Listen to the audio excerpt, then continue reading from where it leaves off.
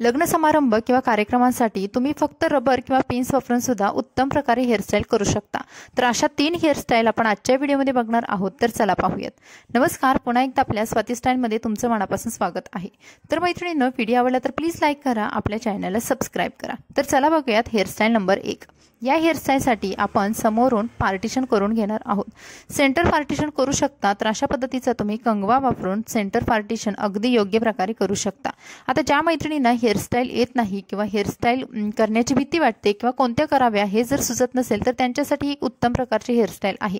पाठीमागचे केस आहेत ते आपल्याला गोळा करायचे आहे आणि या हेअरस्टाईलसाठी आपल्याला वेळ सुद्धा खूप अगदी कमी लागतो। पाठीमागून आपण 3 पेड्यांची वेणी बांधून घ्यायची आहे। आता वेणी आपल्याला अगदी थोडीशी बांधून घ्यायची आहे, पूर्ण केसांची वेणी बांधायची नाही। अगदी 3 ते 4 पेढे पडल्यानंतर आपल्याला ही वेणी हातामध्ये पकडून घ्यायची आहे। आता 3 पेड्यांची वेणी बऱ्याचशा मैत्रिणींना ही सहज जमू शकते।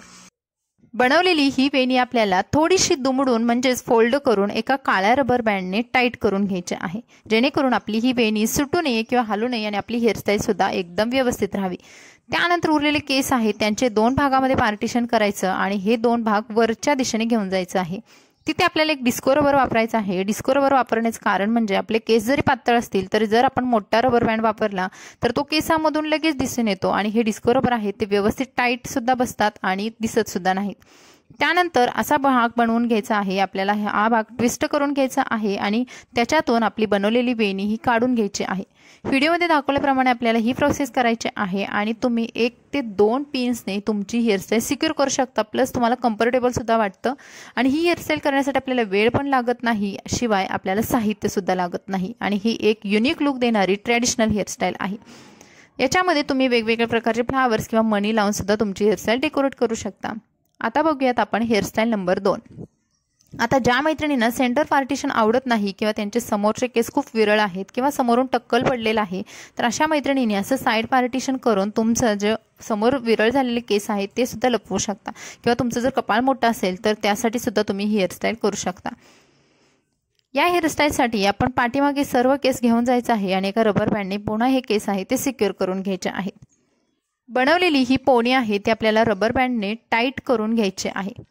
त्यानंतर शेवटचा जो रबर बँडचा जो वेढा होता आपण दिला होता तर तो वेढा आपल्याला काढून घ्यायचा आहे। त्यामध्ये थोडेसे केस फसवून घ्यायचे आहेत अशा पद्धतीने आणि उरलेले केस आहेत ते दुसऱ्या हातामध्ये पकडून घ्यायचे आहेत। ज्यामध्ये आपण केस फसवलेले आहेत ते थोडासा बाउन्सी करून घ्यायचा, म्हणजे हाताने थोडासा लूज करून घ्यायचा आणि त्यानंतर इकडे जे केस आपले उरलेले आहेत तर त्याला पुन्हा एका डिस्को रबरने सिक्युअर करायचं आहे। आता ज्या भागामध्ये आपण डिस्को रबर लावलेला आहे तिथे थोडासा असा गॅप तयार करायचा आणि त्यामधून आपला हा भाग आहे तो अशा पद्धतीने 2 वेळा रोल करून घ्यायचा आहे।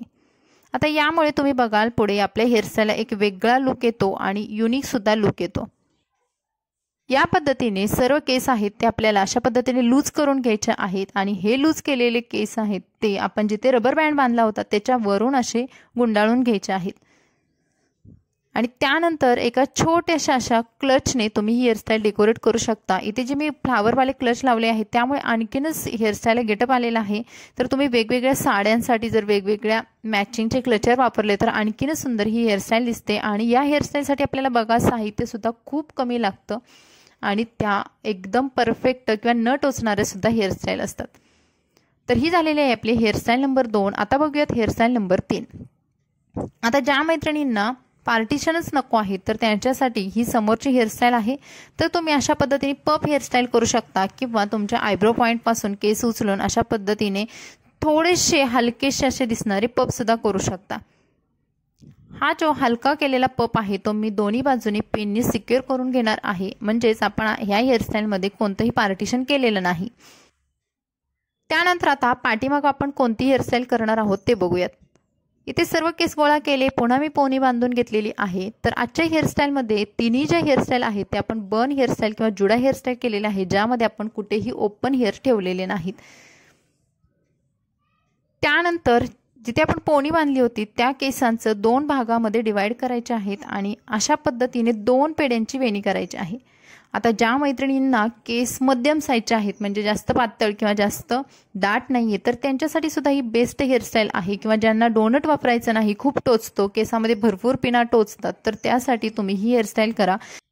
ज्यामध्ये तुम्हाला केस खूप जड सुद्धा वाटणार नाही आणि तुमची परफेक्ट हेअरस्टाईल सुद्धा होऊन जाईल। अशा पद्धतीने 2 पेड्यांची वेणी ही सैल केल्यानंतर मी पिनने सिक्युअर करणार आहे। इथे सुद्धा आपल्याला फक्त 2 पिन्स लागतात। एक वरच्या दिशेने मी खोचली आणि एक जे उरलेले केस आहेत तिथे जाऊन दुसरी पिन खोचलेली आहे आणि हा बन आपला हलत नाही, टोचत नाही आणि अगदी परफेक्ट बसतो। आणि ही झालेली आहे आपली 3rd नंबरची हेअरस्टाईल, ज्यामध्ये वेळ सुद्धा कमी लागतो आणि पिन सुद्धा टोचत नाही। त्याच प्रकारे तुम्हाला भरपूर असा बाउन्स सुद्धा भेटतो। पाठीमागे हेअरस्टाईल तुम्ही वेगवेगळ्या गजऱ्यांनी किंवा फुलांनी डेकोरेट करू शकता। तर बघा इथे मी छोटेसे फ्लावर वापरलेले आहे, जेणेकरून मला खूप वेट असं नको होतं। तर तुम्ही सुद्धा ही हेअरस्टाईल नक्की ट्राय करून बघा।